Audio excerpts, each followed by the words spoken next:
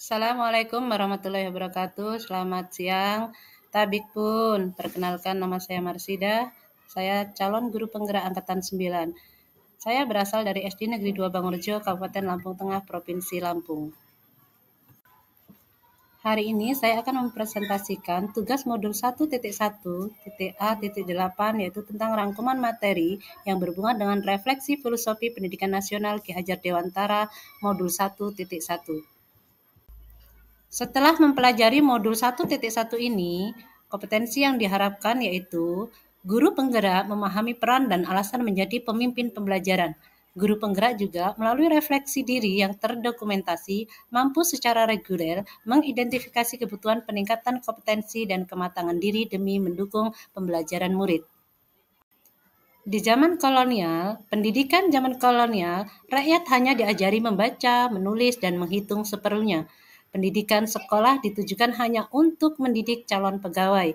Dan di zaman kolonial juga, sekolah Bumi Putra hanya terdiri dari 3 kelas. Ketika Taman Siswa lahir, Taman Siswa ini dijadikan sebagai gerbang kemerdekaan dan kebebasan kebudayaan bangsa. Apa itu dasar pendidikan? Pendidikan yaitu menuntun segala kodrat yang ada pada anak-anak agar mereka dapat mencapai keselamatan dan kebahagiaan setinggi-tingginya, baik sebagai manusia maupun sebagai anggota masyarakat. Apakah tuntunan pendidikan itu diperlukan? Ibarat sebutir jagung yang baik, ketika dia jatuh pada tanah yang baik, banyak airnya dan mendapatkan sinar matahari yang cukup, dan ditambahkan dengan pemeliharaan dari bapak petani yang baik, maka akan menambah pertumbuhan dari tanaman tersebut menjadi lebih baik lagi. Begitu juga sebutir jagung yang berasal dari bibit yang tidak baik. Akan tetapi karena dipelihara sebaik-baiknya oleh bapak tani, maka biji itu akan tumbuh menjadi lebih baik dibandingkan dengan biji-biji lain yang berasal dari bibit yang tidak baik.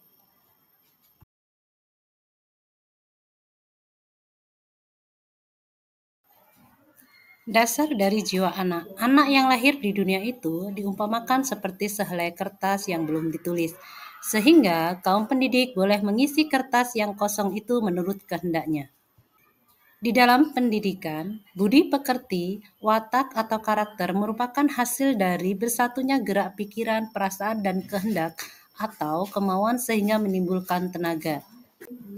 Petuah Islamiyah mengatakan bahwa syariat tidak dengan hakikat adalah kosong. Sebaliknya, hakikat tidak dengan syariat adalah batal. Semboyan Ki Hajar Dewantara tentang peran guru sebagai pendidik yaitu sering kita istilahkan dengan nama Trikon, yaitu ing ngarso sung tulodo ing madya mangun karso tuturi handayani. Seorang pendidik harus menjadi teladan baik dalam perkataan, bersikap, bertutur kata, dan lainnya.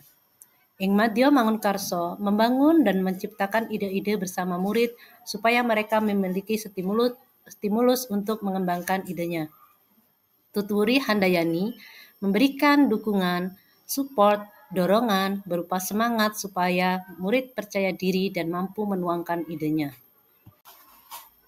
Seorang guru yang baik adalah guru yang berpihak kepada muridnya, guru yang memahami karakter peserta didiknya, seorang guru yang bisa menuntun murid sesuai dengan kodratnya, baik kodrat alam maupun kodrat zaman. Seorang guru yang memahami apa itu tujuan pembelajaran yang harus dicapai ketika pelaksanaan pembelajaran berlangsung. Tujuan atau output yang diharapkan dari proses pembelajaran yaitu peserta didik memiliki pengetahuan di bidang intelektual dan juga peserta didik memiliki budi pekerti yang luhur. Sesuai dengan pemikiran KHD, pendidikan yang berpihak pada murid adalah pendidikan yang memberikan kemerdekaan dalam belajar, pendidikan yang berpikir kreatif dan inovatif, dan pendidikan yang disesuaikan dengan perkembangan zaman dengan memanfaatkan teknologi dalam pembelajaran.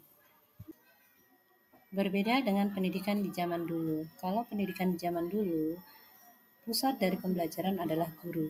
Jadi, yang sering disebut dengan teacher center, berpusat pada guru. Sehingga murid tidak memiliki kemerdekaan yang penuh untuk dapat mengembangkan potensinya. Kegiatan-kegiatan yang dapat mewujudkan pemikiran KHD yang saya terapkan di sekolah yaitu saya melaksanakan program kegiatan ekstrakurikuler yang mengedepankan penggalian potensi siswa. Selain itu, saya juga mengadakan kegiatan literasi di perpustakaan untuk kegiatan pembelajaran. Kegiatan lain juga kami biasakan seperti pembiasaan 5S, yaitu senyum, salam, sapa, sopan, dan santun. Untuk mewujudkan pendidikan yang berpusat pada siswa, ada saja tantangan yang dihadapi. Salah satunya yaitu masih rendahnya minat murid dalam mengikuti program-program yang telah disusun oleh sekolahan beserta wali murid. Ada juga kemampuan guru yang masih belum menyeluruh dalam memahami pemikiran KHD, yaitu pendidikan yang berpihak pada murid. Untuk mengatasi dari masalah tersebut, maka saya menggunakan model atau gunakan metode pembelajaran yang bervariatif agar murid lebih nyaman saat belajar, sehingga mereka termotivasi untuk mengikuti kegiatan pembelajaran. Agar murid lebih nyaman. Guru juga mengikuti berbagai pelatihan, seminar, workshop untuk dapat mengembangkan keterampilan dan juga menguatkan pemahaman tentang pendidikan sesuai dengan pemikiran KHD. Untuk mengembangkan keterampilan dan untuk mengatasi dari masalah tersebut, saya menggunakan model atau metode pembelajaran yang bervariatif. Setelah mempelajari modul ini, saya merasa senang karena telah memahami apa arti pendidikan dan pengajaran menurut pemikiran KHD. Banyak hal yang bisa saya gali untuk pengembangan potensi yang ada di diri saya maupun yang akan saya kembangkan untuk peserta didik. Mari kita menjadi guru yang selalu menuntun, bukan menuntut, menerapkan trikon, memahami kodrat zaman dan kodrat alam, dan mengedepankan budi pekerti pada setiap pembelajaran yang berpihak pada murid. Demikian presentasi saya. Kurang dan lebihnya saya mohon maaf. Saya akhiri. Wassalamualaikum warahmatullahi wabarakatuh.